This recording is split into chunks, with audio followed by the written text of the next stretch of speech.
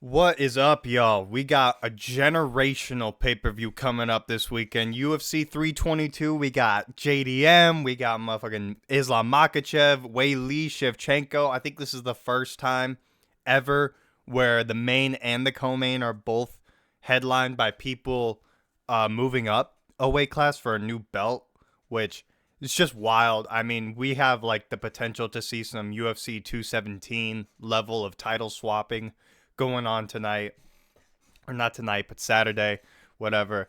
And I mean, main card from top to bottom is fantastic. Brady Morales, Protez Edwards, we got BSD and Benny. I mean, that's a banger. And these prelims are quite solid as well. We got a bunch of lower level people who got good names on them. You know, these early prelims are kind of lacking a little bit, but we'll get through them. This is what we've been waiting for all year, guys. This is what we just suffered through those last 2 weekends for. This is what we got. These are my predictions. I'm going to get right into it. First up, we got Vyacheslav Borshev versus Mateusz Camilo. Now, it breaks my heart every time Borshev fights. He really earned a lot of favor with me with that draw from Nazim Sadikov. I thought, just a super fun fight from both guys. Both guys earned a lot of favor from me, but the whole Slava Claus thing, the dancing, he's always a guy I wanted to have more faith in, always a guy I thought was kind of better than he was. And I would say that he's better than his record reflects, which if you don't know is 8-6 with also a one draw.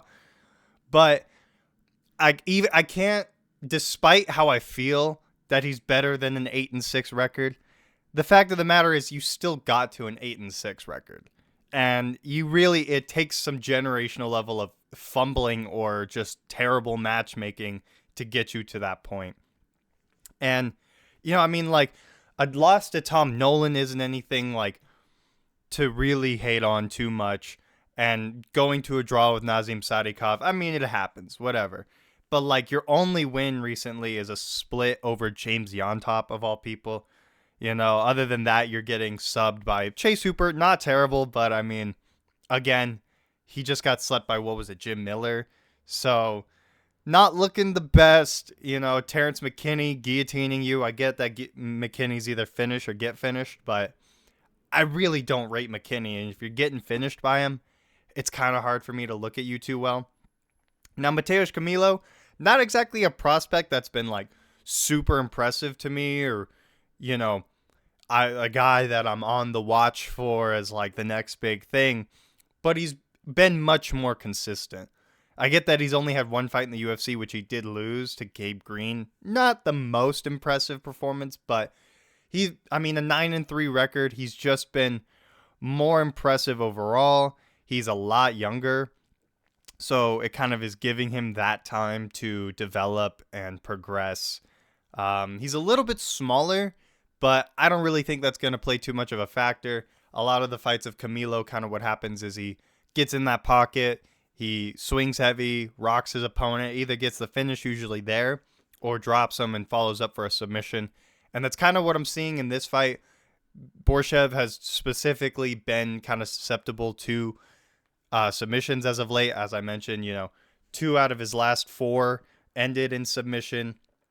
The other 2 were decisions, which is the other way I see Camilo winning this. Borshev could also win this by a decision, most likely. I don't know if I see him finishing Camilo, but I gotta go with Camilo by submission. He's a lot younger, a lot more consistent, doesn't have as much damage on him. I mean, some of those fights, like the Nazim Sadikov one, again, to mention, he's just taking so much punishment. The Terrence McKinney one, it might have not have lasted very long, but man, was it a bit of a war while it was going on. So I got to go Camilo over here by submission to get us started. Next up, we got Baysangur Sursurkayev. Sursurkayev, I don't fucking know, versus Eric McConaughey. Now, Eric McConaughey is a guy who I wasn't even familiar with until his last fight against Cody Brundage, and that's only because I keep a close eye on Brundage to see who not to pick in the future. So I did pick McConaughey to beat Brundage because I don't rate Brundage at all. and he arguably robbed him in that fight, which is just a terrible look. And, you know, he was also one of those guys that got signed to the UFC at 35, which can be like a good sign sometimes, or it's a really bad sign. But I feel like typically if you're getting signed 35 and older, you have to be one of those guys like an Alex Pereira or like a Daniel Cormier who's had an extensive career in another sport or organization or something like that to really come in and kind of have that advantage of like, okay, I'm such a specialist in this one department, or I'm so good at this department, and I've had so much time to really train myself for something else. Whereas if you're coming into the UFC at this age and you don't have that kind of background, that just kind of shows to me you only just barely gotten good enough. Or maybe you just got lucky and you were like, okay, boom, here's our jobber to come in on short notice, which is kind of what happened. I mean, he came in and he just got chinned by Ruzaboyev, who isn't terrible, but if you're getting chinned by him, it definitely brings you much closer to that regional level. And Sirsaikayev over here, I mean, the activity from him since winning Contender Series has been crazy. I mean, he fought like immediately 4 days after. He fought earlier in the year before the Contender Series fight. He's now getting another one. This can be his fourth fight this year, which gotta love the activity from these younger guys. I know we're seeing it kind of like that RDR situation. Still can't catch his breath going upstairs, which is crazy. But, we're seeing it with some guys where this activity, it either makes you look really good like it is with Merab, or it really drags on you. And what I'm seeing right now with Bryce Hunger is I'm seeing a guy who's hungry, looking to make statements, good power, some good boxing, had some difficulties against Eric Nolan, who was kind of like that whole situation was kind of short notice. So hard to really rag on him too much there. He still ended up getting the finish despite having a rocky first round. So I feel like if he encounters any sort of difficulties from Eric McConaughey, most likely some sort of overhand that gets through and kind of rocks him a bit. I don't see him getting too shooken up by that or really, kind of losing his way. I think he's going to stay patient. He'll stay focused. He'll get that front kick up the middle working. He'll get his 1-2 down the pipe and just kind of style on him, really. Just show him that there's levels, There's a reason why he's signed at 24 and McConaughey wasn't even on the radar until 35. So I'm taking Bysongor by a finish. I'm gonna say probably second round TKO situation. I do think McConaughey will be tough enough to make it through the first, kind of like Eric Nolan was, but I definitely don't see him winning this fight by any means. And moving along, we got Angela Hill versus Fatima Klein. There are 3 women's fights on this whole card, and this is the worst of them by far. This is easily the worst fight of the night. If there was a bet for worst fight of the night that I could make, I'm putting my house on this one. Now, Fatima Klein, in her defense, has been a bit of a finisher lately, getting knockouts mostly, getting knockouts and stuff, and her only loss so far is to Jasmine Jasudavicius, which I don't think is like a bad loss per se. Didn't look great against Manon Fiorot, but Manon Fiorot damn near beat Shevchenko the fight before that, so not the worst thing in the world. And Angela Hill, all the things I could say about Angela Hill, the terrible record, she's small, she's really old, these are all things that have been true about her for a while. And as much as, you could use those to go against her or for her, I really think she's on a clock, cue the rabbit with the watch meme, because she can't keep doing this. And she hasn't been looking good lately. I mean, back in the day, it was kind of, she was a tit for tat kind of win one, lose one kind of fighter. But her losses were a little more understandable and her wins were a little more impressive. Nowadays, she's just beating bottom of the barrel people like Souza and Pinheiro. And even the people she's losing to are not really impressive either. I mean, Lucindo, really. And Tabitha Ritchie, I mean, she's okay, but I mean, she's one of those guys that are girls that have just been like continuously disappointing as in not being what we thought they were going to be. So, Angela Hill not being able to really use her crafty veteran status and expose that. I think, she's 40 years old now, 18-15 record. I just can't.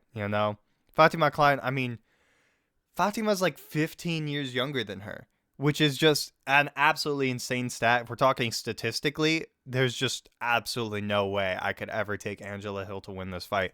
I'm taking Fatima Klein. I am taking her by decision.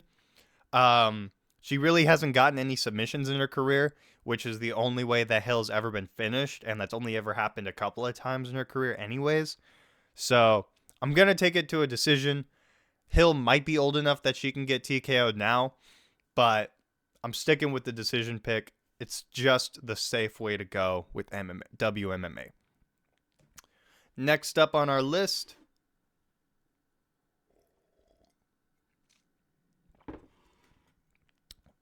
we are looking at Chep Mariscal versus Pat Sabatini. Now, these guys actually, when I was doing my research, apparently they did fight before in a fight that Chep did win as well against... Why the hell can't I find it? I'm trying to find it right here. There we go. It was in 2018, split decision. So it was close then.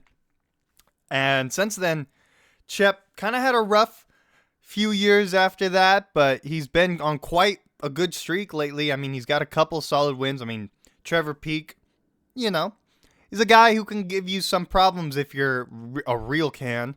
Jack Jenkins, there was an injury, but I mean, you keeping it competitive with Jack Jenkins, not bad. Morgan Charrier, not bad. Damon Jackson, kind of just one of those guys everyone goes through at some point. So, not particularly impressive wins, but he's been putting together the streak. He's a little bit younger than Sabatini. He's already got a win over him, as close as it is. And Sabatini lately, I mean, yeah, he's on a couple solid wins with like JSP and Brito, who are guys that I don't think anyone was really thinking Sabatini would win, or beat, I should say. But, I mean, he pulled it through, and, that Diego Lopez loss looking a lot better now in hindsight, but, Sabatini's just doing a lot of grappling matches, which I feel like could definitely give him this advantage of being able to just kind of wrestle and control Mariscal really well throughout the fight and possibly backpack him, get to an RNC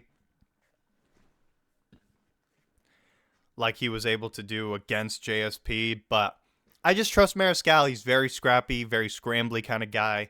A little bit younger, so I think he's got that spunk to him. And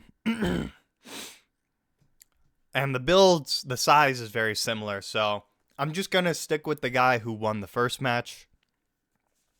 Although very close fight. I think if they were the same age or Sabatini was on a one win streak longer, I would probably swing his way just because I think some of his more recent wins are a little more impressive, but very close fight. I'm going to stick with Mariscal though. I do see this going to a decision. Split decision the first time these guys fought. I haven't seen particularly major improvements from either one that makes me feel like they could finish each other now. So that's where I'm sticking with this. Moving on up, we got Kyle Daukaus versus GM3. Now, trust me, ladies and gentlemen, I would absolutely love to pick GM3 here. Don't get me wrong. This will break my heart to say. But I am going to pick Kyle Daukaus by a KO in the first round. And the main reason for that, yes, this is the perfect setup for a GM3 victory. But I mean, this dude's getting old now, 37. That really starting to mean something, especially when you're looking as terrible as you are. I mean, 3 losses in a row. The RDR loss, not as bad as the other two, but the Oleksiejczuk one looks terrible. The Tavares one looks terrible. I mean, it's just not looking good. And Dawkins, on the other hand, is having this huge like momentum swing in his career. I mean, was not looking great in his first run in the UFC, but he did his work. He did what he needed to do on the regional scene. Got re-signed coming in on short notice against Pereira. Absolutely bulldozed through Pereira, getting that early knockout. And I mean, Michel Pereira is somebody I would pick to beat GM3. And while I don't think MMA math really works out that way, I'll speak on that later. I have a theory. But at the end of the day, I just think they're at two totally different points of their career. Dawkins is on this nice big upswing, and GM3 is just really falling and crashing hard. I think we could see a retirement from him here after this fight. I mean, Dawkins has not. I mean, I am taking him by a KO, but let's not forget the fact that Dawkins does have a pretty nice Darce choke up his sleeve.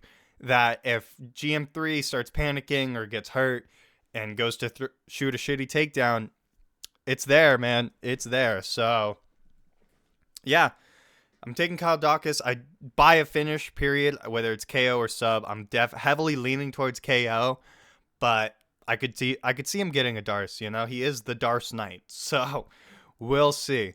But this is my pick. I just think GM3 is too old. He's going to be too slow. And he's kind of chinny. So, that's where I'm at with that. Moving on up. Now, this one's a freaking nail biter, dude. I don't even know. If I was allowed to just pick both guys, no, it wouldn't be this fight. But this one's a really tough one because Malcolm Wellmaker has been looking really good, but against who, man? Cameron Simon's another one of those guys where it's like, I always want to think of him as better than I feel like he actually is. And it's not to say that I feel like Cameron Simon's bad. It's just that, like, anytime he's had the opportunity to prove how good he is against somebody who's actually pretty solid, he just falls short, Peyton Talbot, Wellmaker, he's fallen short in these fights. And it's just, he was on a couple fight loss streaks, when he went to fight Wellmaker, and Wellmaker was supposed to fight, I don't even know who he was supposed to fight before Moutinho. But, I mean, Moutinho coming in on short notice like that, I mean, that's just a lamb to the slaughter. Let's not even play here. Surrey City was, like, an all right step up in competition, but it really feels like they're trying to, like, really slow roll Wellmaker and just let him build up a highlight reel. And Haddon over here could be, to use Volk's term, he could be a real spanner in the works, He could be a real spanner in the works. A real wrench in the plans of Wellmaker here. I mean, Haddon, yes, he's lost, which Wellmaker hasn't, but it was to Erceg on the regional circuit, which actually, if not the best look, because he low-key got out-grappled by Erceg, who ended up moving a weight class down later on. So, that doesn't give me, like, huge confidence, because Wellmaker is a bit bigger. I mean, look at the builds. I definitely trust that Wellmaker's got the muscle and the strength to kind of work around him. And Haddon just hasn't had, that much time in the UFC yet to really impress people. I mean, to be fair, Wellmaker hasn't had a lot of time, and he's been very impressive. I mean, but again, against who? Haddon's wins, I think, are somewhat better. Maybe not so much as Contender Series win over Billy Brand, but like the one UFC win he does have in Dan Argueta, I do think is better than Chris Moutinho. Maybe equal level as Cameron Simon, but not like much. It's not very far off either way. So it's a very interesting matchup because Haddon is like, he's the guy who's going to grapple heavily with Wellmaker. And if he can establish control, I don't know if I see him getting the submission, but if he can establish the control, especially in that first round, and really wear on Wellmaker and take that out of him, I don't know if we've really ever seen Wellmaker go deep into a fight. I see in his career here on his resume, he's got, a couple round three wins very early on in his amateur days. But like ever since he's gone pro, he's got one decision there. He just hasn't really I feel like he hasn't had somebody put a pace on him yet. and like a real wrestling, a grappling pace, not a striking pace, but a real grappling pace. And I think that could suddenly make Wellmaker look like a totally different guy than we've seen. Just all of a sudden, we're like, who's this gassed dude who has no defense, no jiu-jitsu game, no nothing. But I still am going to lean towards Wellmaker. He's shown us more impressive performances. Cody Haddon has not really shown to have super dangerous finishing potential. And the Steve Erceg one, while I know Steve Erceg is very good, I think the factor of the size there, and the fight wasn't too long ago, I think is going to make a difference. I do feel like Wellmaker would just be strong enough to kind of keep him out of there. I think his fundamentals will be there. And I just see him being able to set it up really well for another crispy hook knockout. I'm going to go in the second round because I do feel like Haddon will probably be able to stall out a bit using clinch scenarios and whatnot.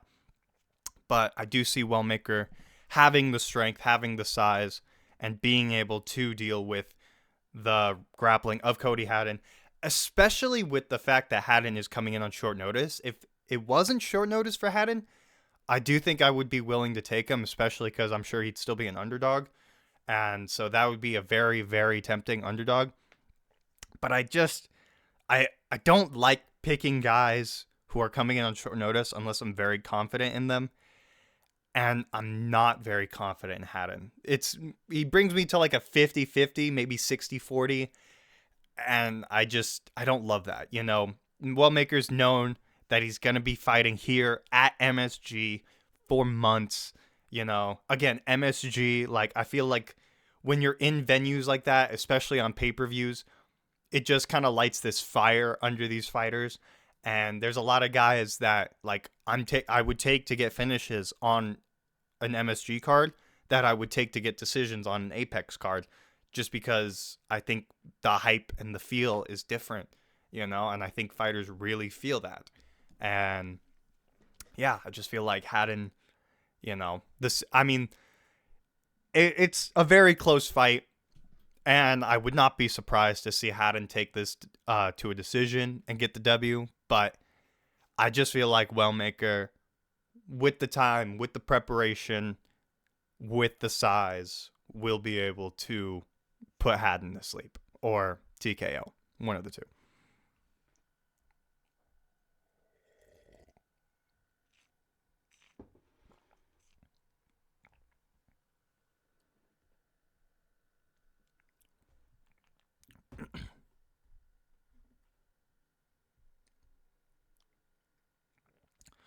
Now, next up, got the second women's fight of the night. We got Erin Blanchfield versus Tracy, little Miss Tracy Cortez over here. Now, the thing about Tracy Cortez over here is that she actually beat Erin Blanchfield in a split decision way back when in Invicta, which is a women's only MMA organization, if I'm not mistaken. I'm pretty sure it's women's only, or it's like predominantly women's.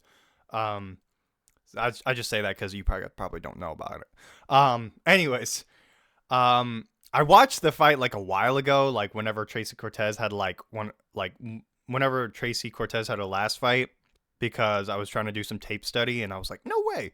And it was like she won, but man, it was a boring fight. I would not recommend watching. It was so boring. And the only thing I could really say about it is just Blanchfield was so young and so inexperienced. I believe the fight was like 7 years ago, and I did some math the other day about it, and I think Tracy was like 27 when that fight happened, and Blanchfield was like 20. And now Blanchfield's 26, and Cortez is like 30 something. And you just see the difference in their careers since, like, Cortez got signed to the UFC shortly after that. And to her credit, has had a lot of success in her career. She's only had 2 losses. One was to Rose and the other was to someone else. So to her credit, her ratio is very good, but so is Blanchfield's. And Blanchfield's losses didn't come until she started getting way up to the top there. I mean, Manon Fiorot, Not a bad loss by any means. Not a bad loss by any means. I mean, damn near beat Shevchenko, you know. And Cortez, on the other hand, I mean, she's getting boxed up for 5 rounds by Rose. I know that was a short notice fight, but you start to look at Tracy Cortez's other wins, and it's like her most recent one, Viviane Araujo, they cut Viviane like a week or two after she got the win, which I thought was so hilarious. I was like, are you kidding me? You're really like this girl who might be one of your most marketable WMMA fighters. You just cut her most recent win. Way to undermine it. And then before the Rose fight, it's like Jasmine Jasudavicius. All right, yeah, that was actually a really solid win. Her boxing looked really good in that fight. But then when Jasmine fought Manon recently, we kind of learned, okay, maybe Jasmine just doesn't have any boxing or any real stand-up to speak of. Because how was Cortez looking that crispy against her? I remember watching that fight and thinking, holy crap, has Cortez hit a new level? Nope. Nope, she really hasn't. And there was no good wins before that. Gato, Kish, Stephanie Egger. I mean, like, what are we doing here? And Blanchfield has actually been putting away good names. I mean, not putting away, but like actual solid names. I mean, she beat Rose, which Tracy didn't. Tayla Santos, close fight, but she got the nod. Andrade, you know, I mean, these are people we're talking. Miranda Maverick. I mean, I remember when Cortez and Maverick were supposed to fight not too long ago, and I was definitely going to take Miranda Maverick in that matchup. So, I mean, that's just another one that Blanchfield kind of like semi has over her. So, I've been yapping a bit, but essentially what I think is that Blanchfield has improved dramatically since their first fight. Cortez has not really.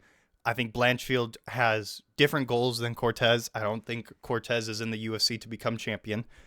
The eyelashes in the middle of the Rose Namajunas fight kind of told me that.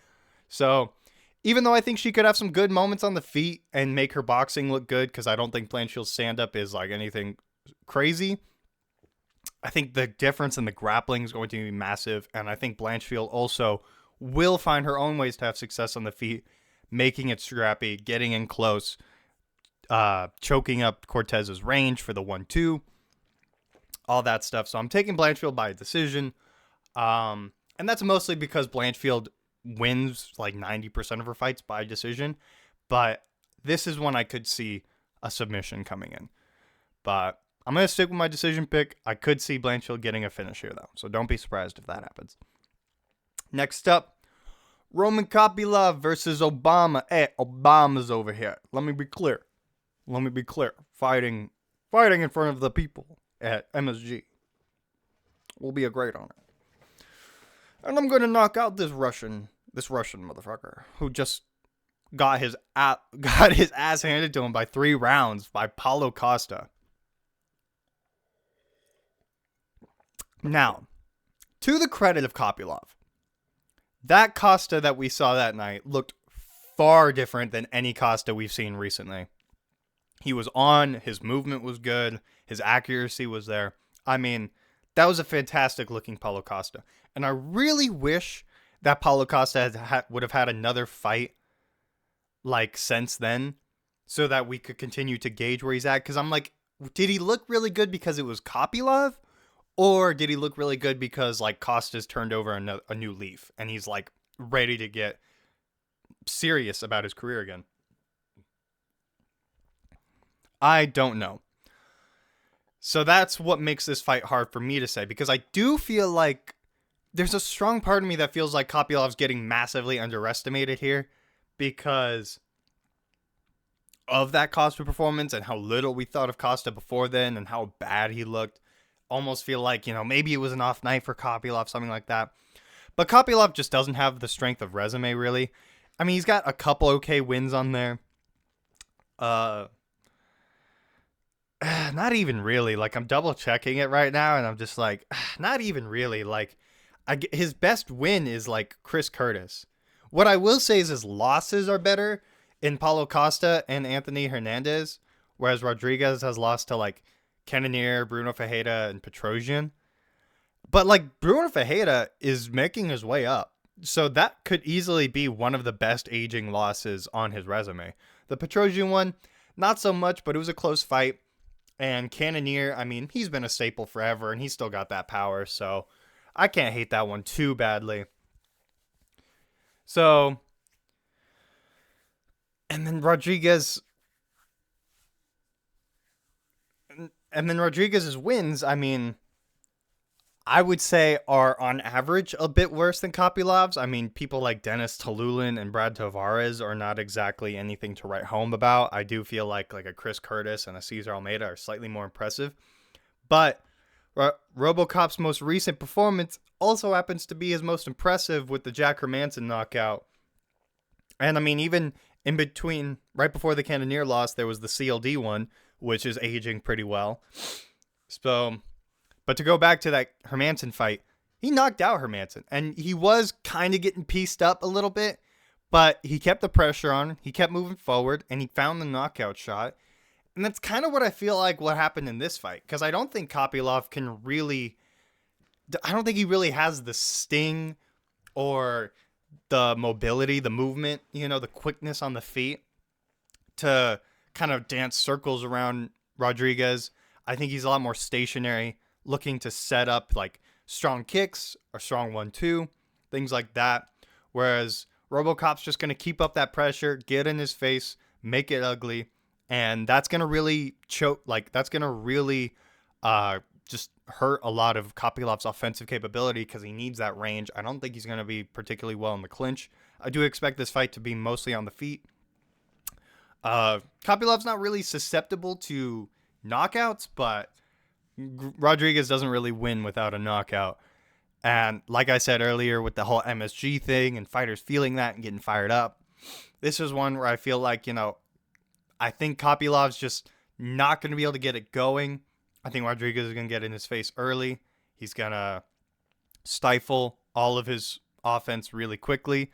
And I don't, like, the only way I see Kopylov winning possibly is outpointing Rodriguez, who I feel like if you were going to outpoint him, Hermanson would have been the guy to do that and expose it. And he still got slept. So all of that, plus Kopylov's older somehow. I mean, it's only by a year, but if you had asked me to put money on it, I definitely would have bet that RoboCop was older. So just little things like that on top of it. Rodriguez is a bit bigger as well. So I'm taking technical difficulties. Just ignore that. This is a fight I was 50-50 on. I am taking Rodriguez by a KO, TKO, not Kopylov by decision. Like I said, I was going back and forth on this fight, so I just forgot to update that. Anyways, moving on. Prelim headliner, Bo Nickal versus Rodolfo Vieira. Now, this one's an interesting one because I feel like on paper it seems trickier than I feel like it's actually going to be. I think the thing is here, Rodolfo Vieira, he just doesn't really have the gas tank or the explosiveness to truly threaten Bo Nickal. Because I think if you play like a slow grappling game against Bo, he's too smart in that specific department to get caught by anything if you try to play a slow setup game. And on the feet, Vieira's really never had anything. He doesn't have the power. Not that Bo Nickal has a ton, but I definitely expect him to have more sting. And like I said, he's just younger. He's going to be probably a little hungrier to course correct after that RDR fight. It's been a while. He's taking a break. I kind of like that, get his head down right, ego checked a little bit, come back, be more humble. That being said, I don't think Bo Nickal really, like I said, I don't think Bo Nickal really has the power. And even though I made those comments about Vieira possibly playing a slow grappling game, that's for his offense. For his defense, I think he's pretty sound. I don't think I really see him just getting snatched up in a sub. He's got the credentials to give me the confidence in that. So I really just see this as like Bo Nickal versus an older Paul Craig. So I'm taking him by a decision. I think it's going to be a really boring fight. I think it'll either just be Bo getting control. Maybe he gets mount and grounds and pounds him. But I think it's just going to be Bo Nickal with a lot of control and a lot of just slow, patient striking on the feet. There's a jab. There's a hook. There's a 1-2. Just things like that is really what I'm seeing out of this fight. Now that I threw that ground and pound idea out there, I'm kind of getting a little more confident in that idea, maybe. But I'm sticking with my decision pick for now, for my official decision. This is what I'm going with. Next up, we have main card, Benoit Saint Denis versus Beneil Dariush. Now, this is the fight that I was mentioning where I have this theory. MMA math doesn't work, or at the very least is generally unreliable, as we've seen, where the general train of thought would lead you to think, okay, Beneil beat Moicano and Moicano beat Benoit, so by proxy, Beneil should be able to beat Benoit. And while that is incredibly likely to happen in this fight, I 100% think if this fight goes past the first round, this is Dariush's fight. For sure. If this fight goes past the first round, this is Dariush's fight. His technical ability, I think, in every facet of the game is much better. I think his gas tank is better. He's just one of those guys that's just like a brick wall where it's like, unless you like knock him down brutally, unless you just like shatter him with a sledgehammer, he's not going anywhere. He's there. He's in your face. He's got good pressure. His takedown defense is really good. His scrambling ability is perfect. So if you get him down, he can get top position again, or he can get stood up again. He's got solid boxing and not the worst chin in the world. But I think when you look at his most recent couple of losses, which were the Oliveira and the Sarukian ones, the way that it happened was he kind of just got blitzed down early. Dariush, like I said, the slow thing kind of helps when you get into those later rounds and the other guy starts slowing down. But early on, if a guy comes out really fast, guns a-blazing, it can hurt you. It's kind of like when you're going against Petr Yan and Merab, and it's that first round, he's trying to download all the data, but he's just always losing that first round. And I see Benoit being able to kind of perform something similar to like even the Frivola fight, where like you just gets right in Benny's face. He starts hitting him with these elbows. He starts hitting him with kicks on the break. He starts hitting him with big hooks coming in and just blitzes him down really strongly. Again, the MSG fire, pay-per-view crowd, all of that. I'm going to take Benoit by a first round finish. I think he's going to be able to TKO Benny in the first. It's going to be kind of brutal. Probably a head kick or a really bad body kick of some sort is what I'm kind of seeing here. But like I said, if this round exits the first, this is Benny's fight all day of the week. There's so many fights on this whole card that are so close. This may be like the most top to bottom, like 50-50 event I've seen in a while. Moving along. Leon Edwards and Carlos Prates. Now, I'm just going to say right now, I'm picking Prates by a KO. And one of the big reasons I'm doing that is because, like, all of the Leon Edwards fans immediately killed any, like, hope they could have of people getting on their side, in my opinion, when this fight got announced, because they started coming out being like, Prates or Edwards will show him levels. He's going to out-grapple him to a finish or to a win. And it's like, out-grapple him? Really? Out-grapple him? You're not going to trust your kickboxer to out-kickbox him? That immediately told me like what I needed to know, because the Edwards fans don't even believe that he can outstrike him. They're banking on his grappling. And let me just say, I do believe Edwards probably has better grappling. He probably will go for a takedown like late in the fight if it gets to that point, like round 3. He probably will. And he'll probably get it. I do see Edwards probably having a solid advantage in that regard. That being said, I don't think he's going to go for it. And if he does, he's probably not going to do it until it's too late, until he's like already rocked and he's trying to get, some sort of safe defensive position. But at that point, it's already too late. He's not a smart fighter. He's really not. He's like a pretty smart striker, but as soon as it stops becoming just him being somewhat stationary and slowly setting up his boxing combos and kick and leg kicks, it just really falls away from him, you know? I mean, Bilal just put a pace on him, and he couldn't do it. He couldn't have the space. He couldn't think. He just made bad decisions. And, you know, it's just like the Usman one. That's one of the luckiest KOs I've ever seen in my life. Like, I'm sorry. He was getting beat way too hard before that to make me think that that was like, oh my God, he was perfectly setting that up. Like, sure, it was a setup he was going for, but he just got lucky that Kamaru happened to lean that way in the fifth instead of the other way. I really do believe that. That third fight, that trilogy fight against Usman, was one of the most tragic fights I've ever seen in my life. Just absolutely horrific from both sides, honestly. But Edwards specifically was like, oh my God, man. And Colby, I mean, terrible performance again. You know, Colby shouldn't have even gotten that title shot, which has been proven by his performances since then as well. And then he got cooked by Bilal, and he got cooked by Brady. And Brady just, Brady was cooking him on the feet too. Like, yes, Brady had the grappling threat, which probably was on Edwards' mind, but there were like good, like 2-3 minute sequences during that fight where Brady's not going for a takedown for a while. He's just getting in his face with ugly boxing, getting close, not giving Edwards the chance to just sit there and stare at you and set up a kick.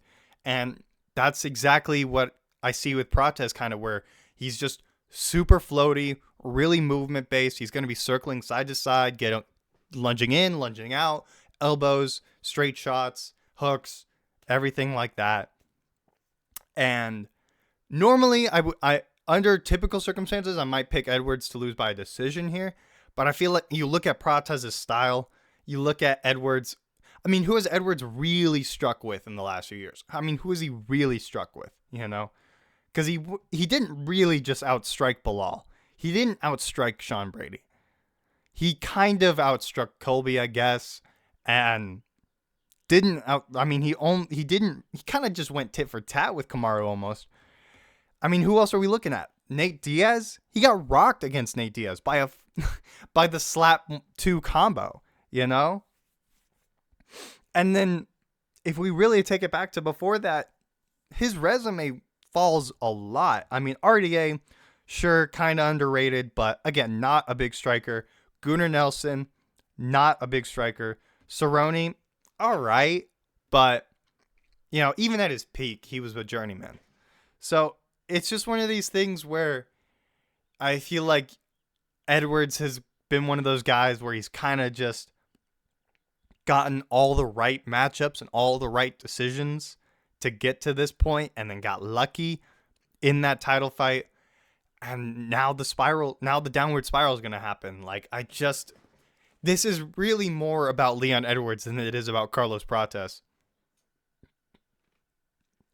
And I just, like, really? You're going to pick Edwards to out-grapple him? You're going to pick that? You think he's going to suddenly come out and look like a wrestler in this fight? Oh, you're a wrestler now. I'd love to see Diaz's reaction to it, you know? Like, are you fucking kidding me? So, yeah, I'm taking Prates by a knockout. I'm going to go in the second round because I think Leon's got a good enough chin to kind of keep the first one solid, and I don't think Prates is going to rush in too heavy in the first. I do think he's going to want to feel it out a little bit, but once the second round starts, I think we're going to see him really start to kind of let loose, get that cross going, get those lunging elbows going, and we'll see a big swing. It'll be kind of a neutral first, and then just a hyper offensive second from Prates. Now, featured fight, Sean Brady, Michael Morales. This fight is killing me. It's absolutely splitting my brain. I don't know who to pick. I'm going with Sean Brady, and I'm going with him by decision. And I'm picking him because when you, like, so Michael Morales and Leon Edwards have pretty similar physical stats in terms of height and reach. Morales is definitely bigger, not just in height and reach, but also in just pure mass. He's definitely bigger than him in every regard. He's also significantly younger, much more explosive and athletic, And that's the big thing, is the explosion, the explosiveness, and the athleticism of Michael Morales. That's really what I'm looking at here against the Sean Brady matchup. Because technically, I don't think he can hang with him on the ground like at all. But I think he's big enough and strong enough to be able to shuck him off. But how long can you do that for? Is he just going to look like that for the first, and then Brady's going to really start cooking him for the last two? Or is he going to have a tough time peeling Brady off in those clinch scenarios? Or is he going to, maybe he has a tough time peeling Brady off in the clinch, but it doesn't matter because he's in the clinch and he's taller and he's going to be hitting elbows. He's going to be hitting little side shots. I don't know. I really don't know. But what I want to say about this is that Michael Morales, one of those guys that just, yes, he's been impressively unimpressive, if that makes sense. It's like, yeah, he's got first round knockouts over Gilbert Burns and Neil Magny, but who else? I mean, Adam Fugit, that he took him to the third. He took and Trevin Giles. I mean, that's kind of a nothing name, Max Griffin, Jake Matthews are taking them to the third round. They're not getting knocked out. I mean, and so you look at like his most recent two wins, Magny and Burns for first round knockouts. Those are unks. Like, those are old guys. And they're both grapplers as well. And they may not have gotten the chance to do a ton of success, but before they got knocked out, they were able to get in on their grappling entries. Burns, I'm pretty sure, did get a takedown. Morales got right back up, but he got the takedown. And before he got the KO over Magny was starting to work the clinch a bit, I think he was starting to cook something right before Morales hit him with that spinning elbow. So this is one of those ones where I feel like either way, no matter how I get my pick wrong, I will feel stupid because it's just like, oh, of course he would knock him out, or of course he would just out wrestle him to a victory. But I think what I need to trust here is that Sean Brady has just beaten the better competition. I mean, the Leon Edwards win is just better. The Gilbert Burns win doesn't look as good as Morales's does, but I mean,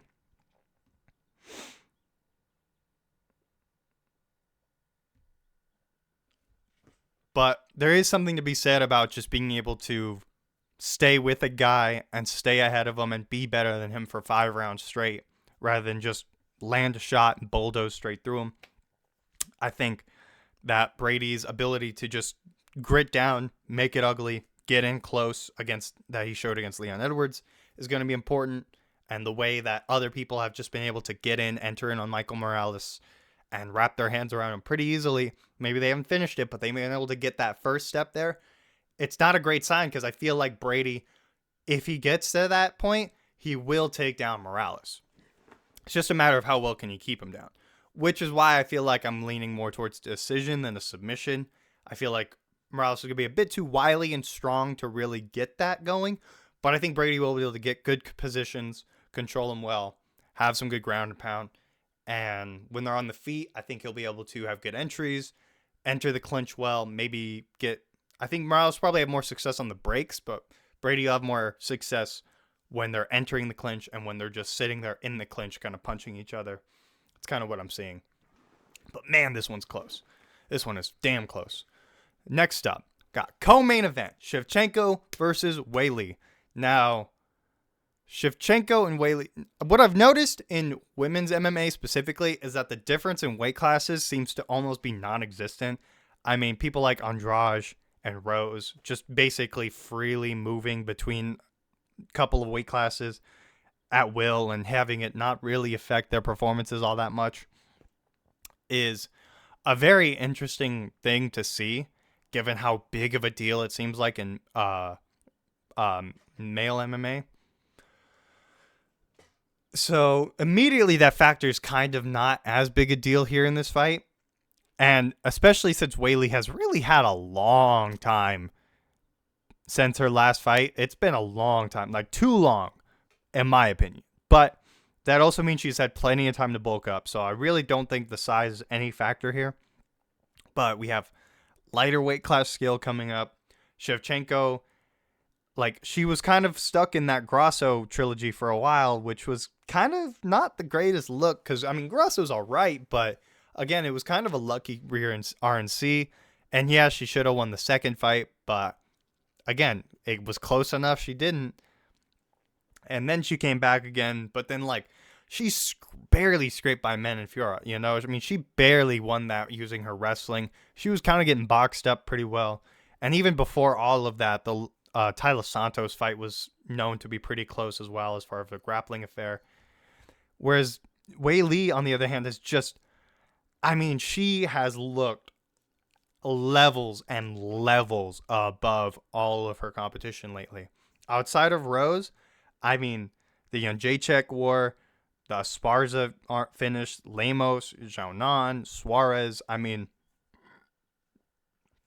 people like Lemos and Yan are strong, powerful women as far as you know the women go, I should say. Um, they're as close as you get to having knockout power in those divisions, and they really couldn't get anything going against her. Her wrestling was just way too good, and even against Tatiana Suarez, probably the best wrestler in that division or the next best wrestler in that division, couldn't get anything going. You know, she just got. I mean, it was a boring fight, but she got it. I mean, just held her down, just controlled her really well. You know, landed her punches, got her sub attempts. So that's just what I'm just seeing somebody who's like she's not even really that much younger than Shevchenko. I believe it's only a year difference. Yeah, it's only a year difference, 37 to 36. But Shevchenko's looked a lot older in her last few fights than Wei Li has. Like if you told me Wei Li was like 33 based on her last few performances, I wouldn't doubt it. But if you told me Shevchenko was like 37, 38 based on her last few performances, I'd believe you entirely. Just be like, yeah, she looks slower. She's not got the same sting in her shots. Her grappling isn't looking quite as dominant as it used to. I mean, when she got Fiora down, she did control her very well, but actually getting to that point looked a lot harder for her than it has in the past. And I don't think she wasn't able to get as dominant positions over her as she's gotten over other girls. So this just feels like one of those ones where they're kind of both like heading in that same path, but Shevchenko's she's just wearing down a little bit quicker.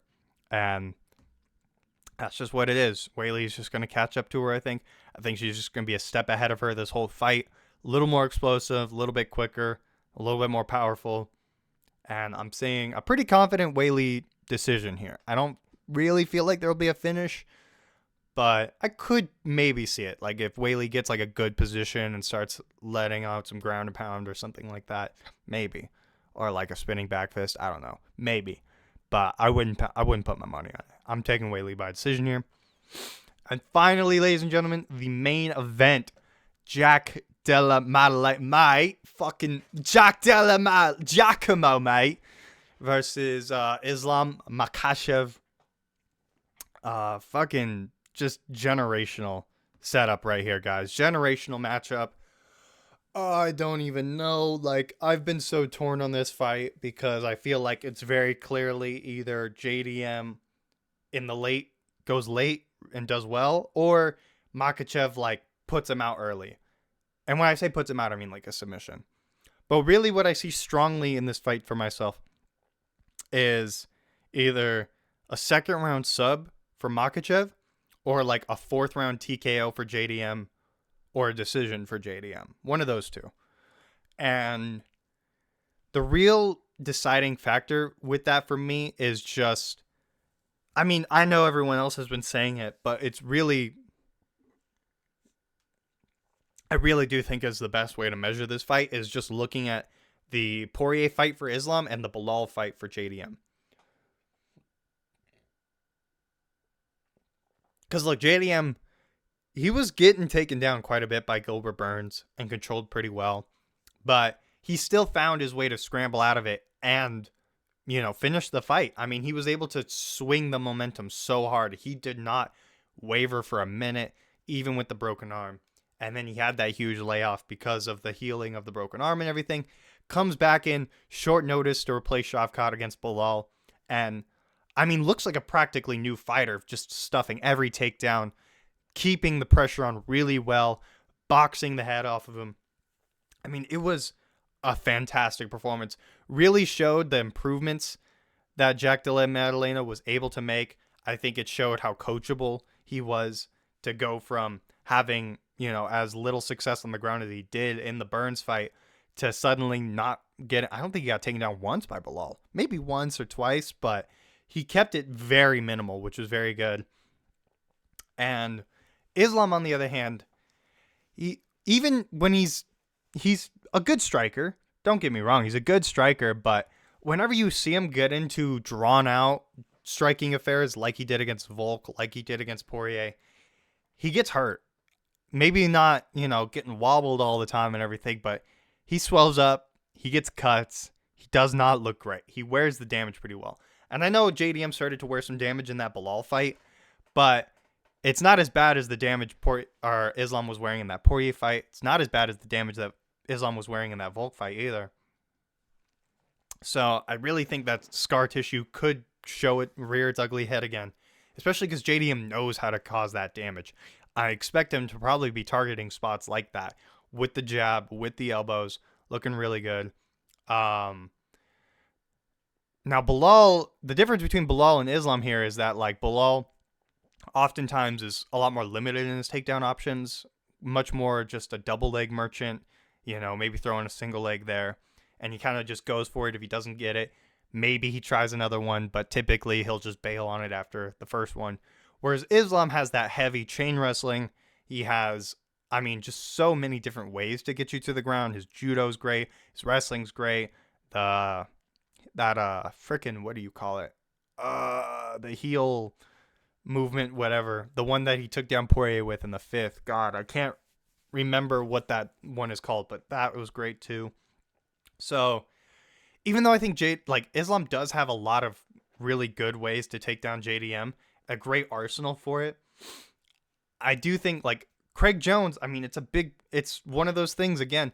He got Volk really well prepared for that first fight. And I think if we had seen a proper rematch between Islam and Volk, we could have seen something very interesting there.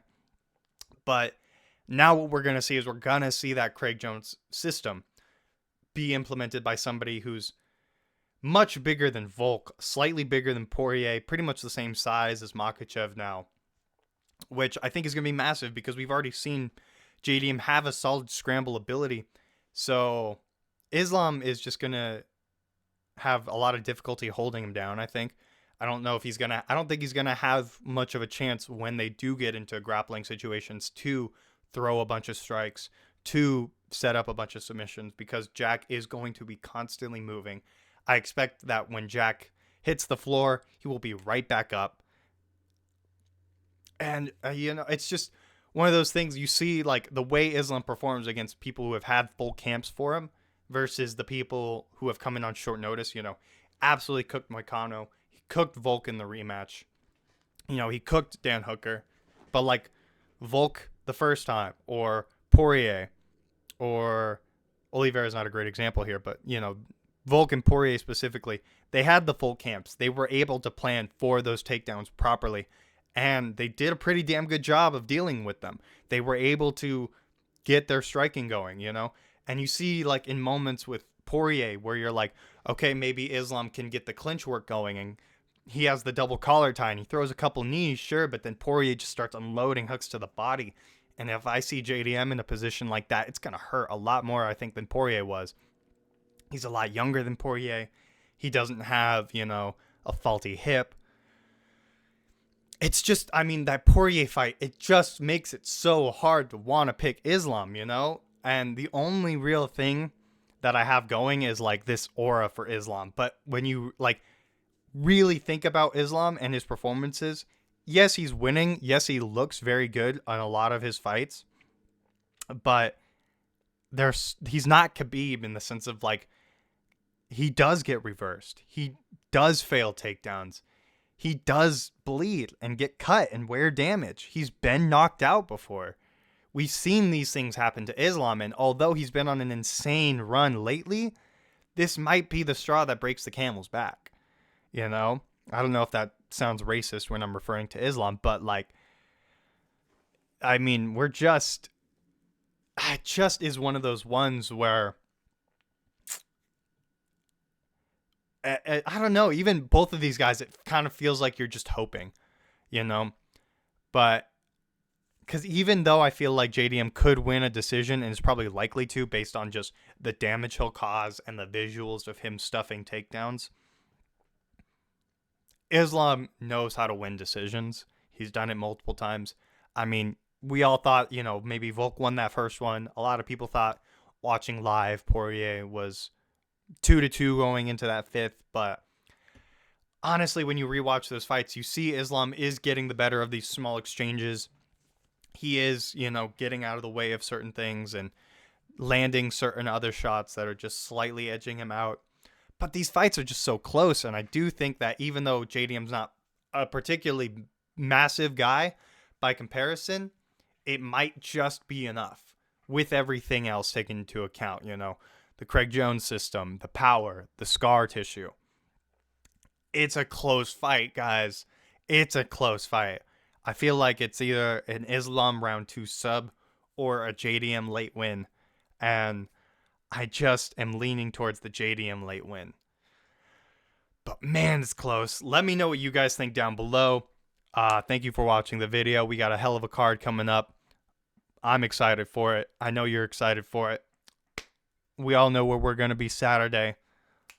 Thank you for watching, guys. Let me know what your picks are down below. Stay violent.